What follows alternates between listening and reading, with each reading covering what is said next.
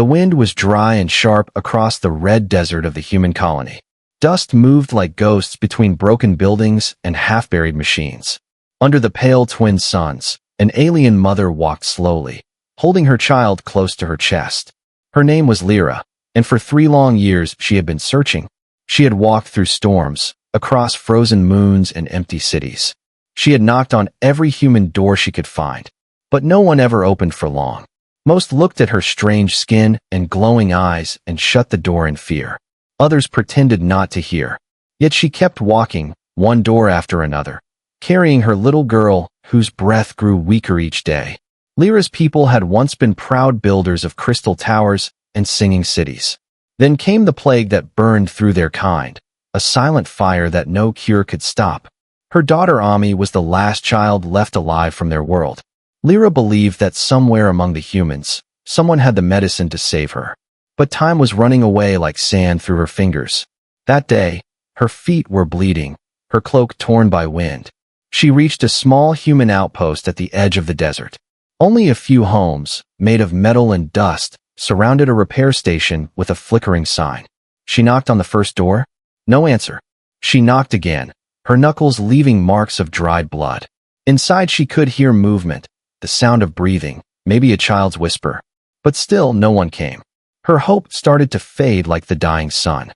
She leaned her forehead against the cold door and whispered, "Please, someone." Her child moved weakly in her arms, whispering something in her alien tongue. Lyra smiled faintly, trying to be brave. She knew Ami did not have much time left. Her heart was breaking, but she could not stop now. One more house, she thought. Maybe one more. She turned to the next door, smaller, made of rough steel, half covered in dust. She raised her hand and knocked, gently at first, then louder. Inside there was silence, then footsteps, slow and uncertain. The door opened only a crack, and a pair of human eyes stared at her, cautious and tired. The man behind the door wore a stained worker suit, a small light hanging from his collar. He looked like someone who had seen too many wars and too little kindness. Lyra spoke softly, her voice shaking. "My child, she is dying. Please help us." The man's name was Evan Cross, an engineer who fixed broken machines and broken satellites. He looked at the alien mother standing in the wind, holding a small girl with pale, glowing veins. For a long moment, he said nothing. Humans were told not to help aliens after the border conflict years ago.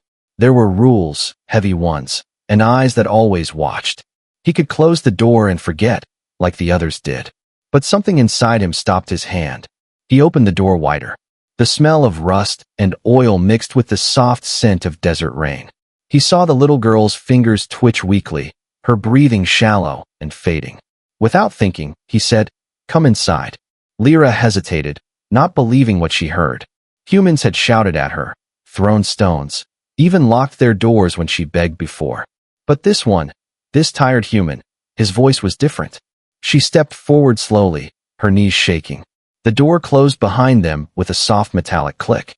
Inside, the air was warmer, full of buzzing machines and dim lights. Evan pointed to a bed made from old cargo fabric. "Lay her down," he said quietly. Then he opened his emergency medkit, hands trembling but determined. Lyra watched as he attached small patches to Ami's skin. Strange human devices beeped and blinked. Evan worked fast, his brow wet with sweat.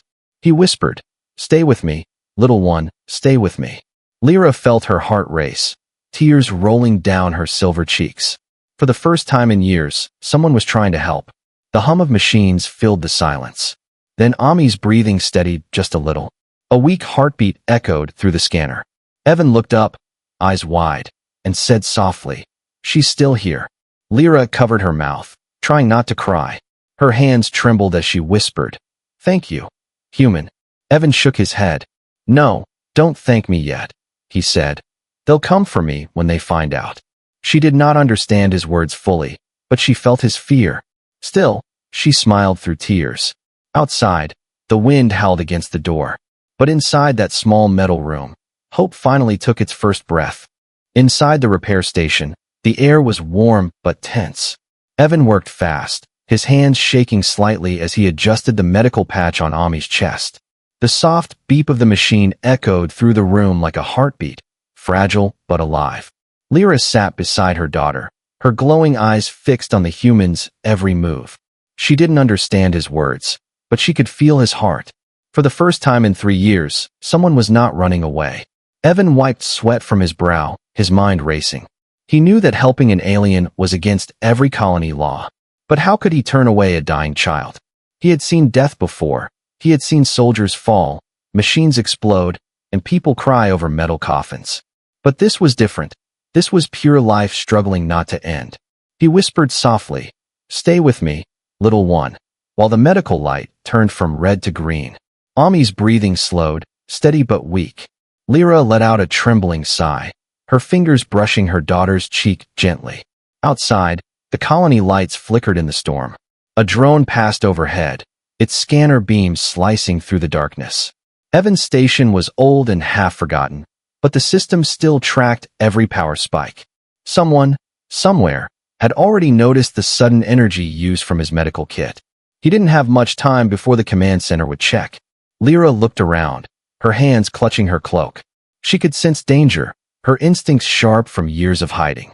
She spoke quietly in her alien tongue, voice like music, but full of fear. Evan didn't understand the words, but he understood the feeling. He turned off the outer lights and sealed the window plates. The station fell into a soft blue glow from the med scanner.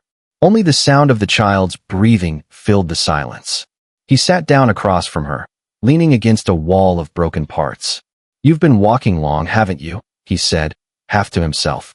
Lyra nodded slowly, her tired face catching the dim light. She took a small crystal locket from her cloak and held it out to him. Inside was a tiny hologram, a city of shining towers under a pink sky. Evan stared, speechless. "That was your home," he guessed. She nodded again, whispering a single word, "Gone." For a moment, neither spoke. Outside, thunder rolled through the dust storm. Evan looked at the small alien child sleeping under a blanket. He couldn't imagine what kind of strength it took to cross so many worlds alone. Most humans wouldn't survive 1 month out there. Yet this mother had walked for 3 years, guided only by hope. The silence was broken by a sharp beep from the scanner console. Evan rushed to the screen, his heart pounding. The colony network had detected an unauthorized biological reading. He cursed under his breath, pulling the cables loose to block the signal. But the alert had already gone through.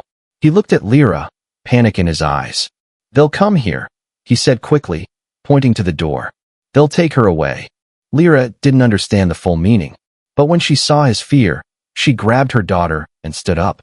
Evan placed a hand on her shoulder, trying to calm her. "Wait, not yet," he said firmly. He opened a hidden floor panel and revealed a small hatch leading to the lower tunnels. "I used to fix mining drones down there," he said. "It connects to the canyon. Maybe you can hide there." She looked at him, confused. "You," she said slowly, her voice trembling. "Come." He shook his head. "They'll track me if I disappear." He paused, thinking fast. "But I can lead them the wrong way," he added. Her eyes widened in disbelief. Why would a human risk himself for someone like her? Evan walked to the console and typed quickly, sending a false power surge toward another district. If it worked, it would make the security think the alien signal came from somewhere else. He turned back to her, breathing hard. "Take your child," he said. "When I open the gate, run." Lyra's lips parted as if to speak, but no words came. Her throat tightened with emotion. She touched his arm gently and whispered, "Human heart, strong." The alarm light turned red above the door. Voices echoed from the distance, guards shouting, boots hitting the metal road. Evan unlocked the hatch and helped her climb down. The moment she disappeared into the shadows, he whispered to himself, "Let them come." The door burst open with blinding lights and armed soldiers. Evan raised his hands, pretending to be confused. But in that chaos, under the repair station, Lyra ran through the dark tunnels, holding her daughter close. Behind her, the first explosions echoed. And as she ran, one thought burned in her mind.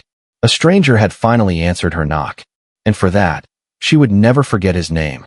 The tunnels were dark and narrow, the air filled with the smell of metal and old oil. Lyra moved quickly, her heart pounding with every step, her child pressed close against her chest. Behind her, she could still hear the faint echoes of shouting, the sound of soldiers breaking through the repair station above. Each echo felt like thunder in her bones. The world above was falling apart again, but this time, a human had chosen to stand between her and the storm. She turned left, following a flickering line of lights along the tunnel wall. The lights grew weaker, the floor colder, and the air heavier with dust. Ami whimpered softly, her small hand clutching Lyra's cloak. "Just a little more," Lyra whispered, though the child couldn't understand words anymore. Her steps were uneven, her legs weak, but she refused to stop. The memory of Evan's voice pushed her forward. That one word, run, still echoed in her mind like a command carved into her soul. Far above, the colony sirens wailed, their mechanical voices cutting through the night. Unauthorized life form detected. The system repeated endlessly. Drones circled the area, scanning for heat signatures. Soldiers moved like metal shadows across the sand, armed and restless. But down below, in the forgotten veins of the colony, Lyra ran through the darkness where light had long died. She reached a junction where the tunnel split into two paths. One led upward toward the canyon exit, the other deeper into the underground power lines. The air trembled as explosions rumbled above. Evan's distraction had begun. She could almost hear his voice shouting orders, pretending to resist arrest. For a brief moment, she allowed herself to believe he was still safe. But the ache in her chest whispered otherwise. Lyra chose the upper path, climbing a broken ladder with Ami wrapped in her cloak. Her hands bled against the rusted rungs, but she didn't stop. When she finally reached the surface, the wind hit her face like fire. The red desert stretched in every direction, endless, merciless, and beautiful. The twin moons hung low, their light painting the sand with silver and crimson. She looked back at the colony, now glowing under flashes of gunfire. Black smoke rose in the distance where Evan's station once stood. A piece of her heart stayed there, buried under dust and courage. A distant roar shook the ground. A patrol ship was approaching. Its engine screamed through the sky, casting long shadows across the dunes. Lyra began to run, every step sinking deep into the soft red sand. Ami's weak breath against her neck reminded her of why she couldn't stop. She searched the horizon and spotted an old cargo hauler half buried in the sand. Its metal hull glimmered under moonlight like a sleeping beast. She stumbled toward it, hoping it could give them cover. The patrol ship descended lower, its spotlight slicing through the darkness. Lyra threw herself behind the hauler's broken wing, clutching Ami tightly. The light passed over her once, then twice. She held her breath, praying the wind would hide their heat. The ship hovered for a moment, scanning, and then slowly drifted away. Only when the sound faded did she let herself exhale. Her body trembled, her strength almost gone. But then she heard something, a soft chime from her wrist communicator. A signal, faint but familiar, Evan's frequency. She pressed it with shaking hands, and a weak transmission crackled through. "Lyra, you have to keep going." His voice came through, broken by static. "They know. I helped you. But I'm fine. Head west. Old hangar. Coordinates." The signal cut off before she could respond. Tears filled her eyes, half pain, half relief. He was alive, still fighting for her, still guiding her from afar. She stood again, adjusting her cloak. The stars above shimmered like silent witnesses to her journey. She whispered, "I will find it. I will not fail." Her voice carried softly over the dunes. The wind seemed to answer, lifting the dust like tiny sparks of light. Each step forward felt heavier than the last, but her spirit refused to break. Far behind her, the colony's alarm lights faded into the distance. The desert swallowed their sound, leaving only the whisper of wind and the fragile heartbeat of a child. Lyra walked through the night with nothing but a promise and a dying hope. And though the universe had turned its back on her long ago, she still believed that one human heart could change everything. See, the desert was endless, glowing faintly under two pale moons.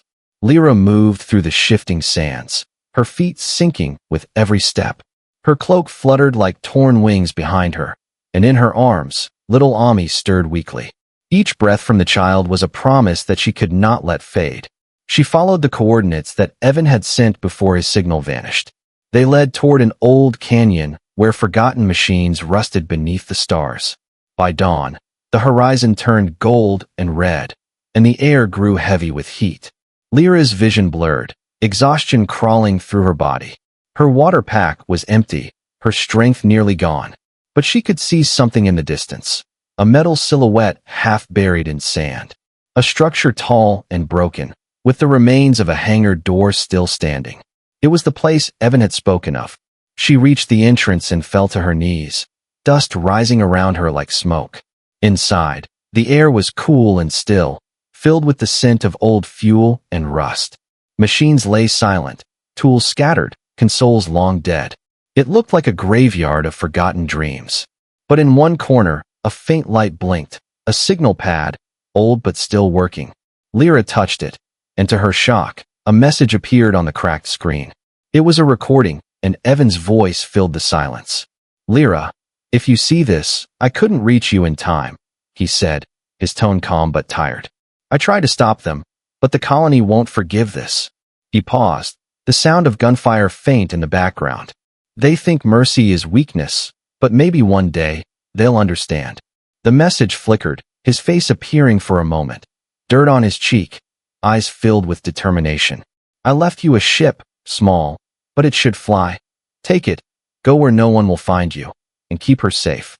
The screen went dark, leaving only the echo of his voice. Lyra sat there in silence, her hands trembling. Her heart hurt in a way she didn't have words for.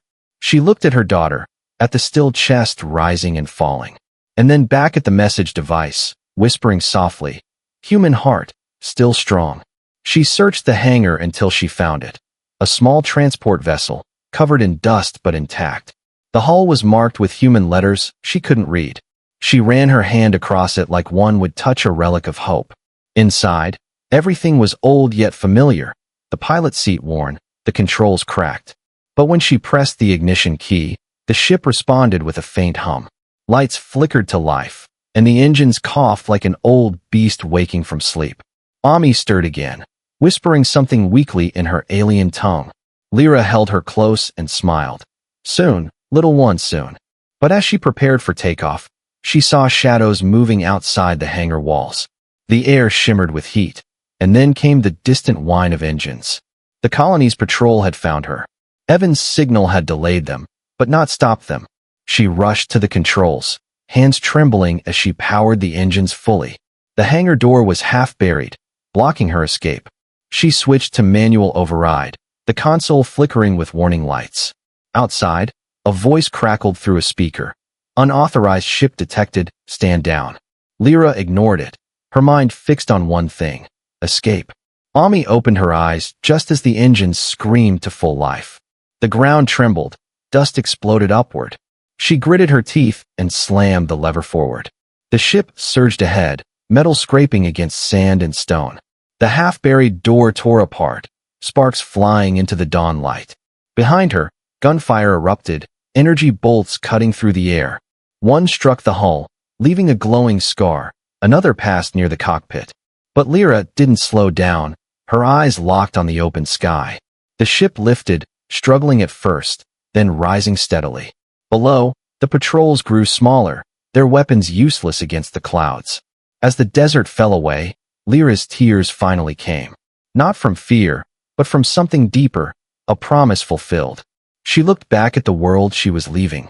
Somewhere below, the man who had saved her was still fighting. She whispered his name to the wind, "Evan." And as the ship broke through the clouds into the starlit sky, Lyra knew her journey was not over yet. Because somewhere in the darkness, she still believed he was alive. And one day, she would find a way to thank him. The stars stretched like rivers of light across the black sea of space. Lyra sat quietly in the cockpit, the hum of the engines steady beneath her hands. Her daughter Ami slept beside her, wrapped in a blanket too large for her small frame. Outside the window, the endless void shimmered with life and silence. It was beautiful, yet heavy with the memory of what they had left behind. The old ship groaned with every movement, its controls flickering dimly. Lyra didn't understand most of the symbols on the panels, but her instincts guided her. Evan's voice still echoed in her mind, calm and steady. "Go where no one will find you. Keep her safe," he had said.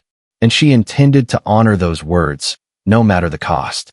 The navigation display showed a blinking path toward the neutral zone. Beyond that was open space. No laws, no soldiers, no barriers between worlds. Her people once called it the Silent Belt, a place where the stars themselves kept secrets. She hoped it would be far enough. As the ship drifted onward, she adjusted the course and looked once more at her daughter. Ami's breathing was soft now, stronger than before, the medicine still working through her veins. Lyra touched her forehead gently and whispered, "He saved you, little one. Remember that name." The human who answered. She leaned back in the chair, exhaustion pressing on her like gravity. Her eyes closed for a moment, and memories flooded in. The sound of doors closing, of voices shouting, of 3 long years spent wandering across strange lands. Every knock, every rejection, every tear had led her here, to this fragile peace among the stars. But peace never lasted long, not in a galaxy built on fear and power. A sudden alert blared through the console. Lyra jolted awake, scanning the radar. A ship was following them, small, fast, closing the distance. Her heart raced as she checked the power levels. They were low. She couldn't fight or run much longer. For a moment, she thought the colony had sent another patrol. But then the scanner showed something unexpected, a human signal. Faint, damaged, but real. She hesitated, unsure if it was a trap or a ghost. Then the comms system crackled to life with a voice she thought she'd never hear again. "Lyra, it's me." Her breath caught in her throat. "Evan," she whispered. The signal was weak, broken by interference. "I escaped, took a scout ship. The system thinks I'm dead," he said between static bursts. "You need help. Your ship won't last long in the belt. I can guide you to safety." Her hands shook, 1,000 emotions flooding through her. She wanted to believe it, but her mind fought against the hope. "You are alive," she whispered, tears forming again. He laughed softly through the static. "Barely, but alive." Minutes later, a small gray ship appeared on the horizon. It moved carefully, matching her course, its lights blinking in greeting. When it drew close enough, she could see him through the cracked cockpit window. Tired, bruised, but smiling. He gestured toward her ship and pointed to the side. She understood. A docking maneuver, risky but possible. With trembling hands, she aligned the vessel, the metal scraping lightly as the 2 ships connected. The doors hissed open, and there he was, standing in the narrow passage, breathing hard, covered in dust. For a moment, neither spoke. Then Lyra stepped forward, eyes shining with gratitude and disbelief. "You came," she said softly. He nodded, his voice low and gentle. "You knocked, remember?" Someone had to answer. They both laughed weakly, the sound breaking through the heavy silence. Ami stirred and opened her eyes, seeing the human face that had saved her life. Evan knelt beside her and smiled. "Hey, little one, you made it." The child reached out her tiny hand and touched his. In that single moment, all the walls between species vanished. There were no sides, no borders, only life, fragile, pure, and shared. Outside, the twin ships drifted together through the stars. No longer fugitives, but survivors of something far greater. Evan looked at Lyra and said, "We'll find a home out there, somewhere no one cares who we are." Lyra nodded, her voice soft but full of strength. "Among the stars," she whispered, "we will start again." And as the 2 ships glided into the quiet darkness, the universe watched in silence. Not the silence of fear, but the silence of hope.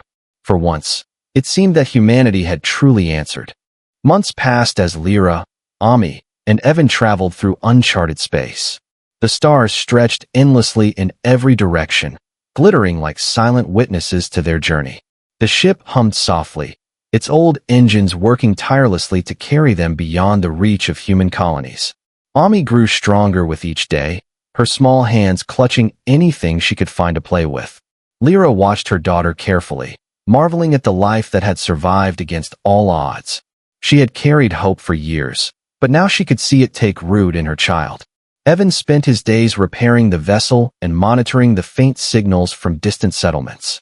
He patched broken communication arrays and improvised shields. Even far from the law and soldiers, he knew danger would always follow those who defied fear to help. Yet he did not regret a single choice. Every risk he had taken had led them here, alive, together, and free. One evening, as the twin suns of a distant planet dipped behind the horizon, the ship's old comms system flickered to life with an unexpected signal. It was weak, garbled, almost lost in static. Lyra leaned forward, heart pounding, recognizing the tone. Her own translator device crackled and translated the alien language into human words. The message was from her home world, a faint beacon buried under years of ruin. She listened intently as her voice trembled slightly. "Ami, hear this, little one," she whispered. The transmission carried not just words, but emotion, a story of survival and gratitude. Her people had once been proud, brilliant, and strong, yet their world had fallen. Now, from the silence of the stars, they spoke of a human who had answered when all others turned away. "Humanity, one of you answered," the message said, "and it saved a world. Through courage, mercy, and heart, life continues because of you." Tears filled Lyra's eyes as she looked at Evan, who stood quietly by the controls. He nodded, understanding without words. The child's fingers reached for the message console, her small hand touching the holographic light. Even in the dark vastness of space, she could feel the hope growing. It was no longer just their survival. It was proof that humanity could rise above fear. Every door that had once been closed, every rejection, every cold stare, had led to this moment. The message continued, a chorus of voices from her people, praising the human heart. They spoke of kindness, courage, and the ripple effect of one brave choice. The universe seemed to listen, the stars glowing a little brighter as if acknowledging the story. Evan placed a hand on Lyra's shoulder, his eyes meeting hers. "They will remember us," he said softly, "and they will remember what humans can do." Lyra nodded, her heart swelling. "This is the gift of hope," she replied. "The universe will know mercy exists." The ship moved quietly through the starlit void, carrying them toward new worlds. Ami giggled softly, reaching for her mother's glowing eyes. For the first time in years, Lyra felt safe enough to smile. And far away, the colonies received faint traces of her message. Stories of one human's courage began to spread, not through war or law, but through whispers. Children would tell the tale of Evan, the human who answered a knock, and Lyra's voice, carrying love and gratitude, would echo through generations. Evan checked the coordinates for the next system, plotting a course toward peace and refuge. Lyra held Ami close, letting the warmth of her child's small body fill her heart. They were alone in the galaxy, but no longer lost. Somewhere, humanity had begun to change, door by door, heart by heart. And in the quiet hum of the ship, Lyra whispered, "Thank you for answering." The stars above seemed to shine in reply. For once, the universe itself seemed to witness the power of one brave human heart. Years had passed since Lyra and her daughter Ami had escaped the colonies. The galaxy had changed little, still full of danger, still full of fear. Yet, the story of one human's courage had begun to ripple through worlds, whispered by travelers, sung by storytellers. Children on distant planets heard of Evan Cross, the man who had answered a knock when everyone else had turned away. And somewhere, humanity began to learn that mercy could be stronger than war. On a quiet world at the edge of a neutral system, a small human girl named Celine stood before a metal door. She had heard stories of aliens lost and wandering, stories of mothers who begged for help, stories of children saved by one brave human. Her father had told her, "Always open the door when someone knocks, no matter who it is." She looked down at her small hands, trembling, unsure if this tale was real. But she had a feeling in her heart, a pull she could not ignore. She knocked softly, once, twice, then waited. The desert wind whispered around her, rustling the edges of her cloak. For a moment, nothing happened. Her heart sank, but then the door creaked open, slowly, cautiously. Inside, a small alien child peered out, eyes wide with fear. The child's skin shimmered faintly, lavender in the dim light. Ami had grown and traveled far, but now her daughter's eyes mirrored the same wonder and hope. Celine smiled, remembering her father's words. "Hello," she said gently, holding out her hand. The child hesitated, then slowly reached for it. In that simple gesture, the years of fear and isolation melted away. They were no longer human, or alien alone. They were two beings connected by courage, trust, and a small spark of hope. Outside, Lyra watched silently from a hidden ridge. Her heart swelled as she saw the cycle continue. This was the legacy she had carried for so long. A promise kept through struggle, sacrifice, and one human's bravery. The galaxy was vast, full of doors that remained closed. But somewhere, every knock mattered, every choice echoed. And even across the stars, humanity's light could reach a mother, a child, and a stranger alike. Celine guided the child inside, offering water and comfort. The alien's small voice trembled, whispering in words Celine could not understand. Yet she felt them, gratitude, fear, and hope intertwined. The two of them sat quietly, letting the silence speak. Outside, the twin suns of the world dipped below the horizon, painting the sky with gold and red. It was quiet, peaceful, and full of possibility. Far above, stars twinkled like watching eyes. Lyra's gaze lingered, remembering every step of her journey, every knock, every rejection, every moment of despair. She thought of Evan, the human who had saved them. His courage had set all of this in motion. From one door answered, countless hearts could change.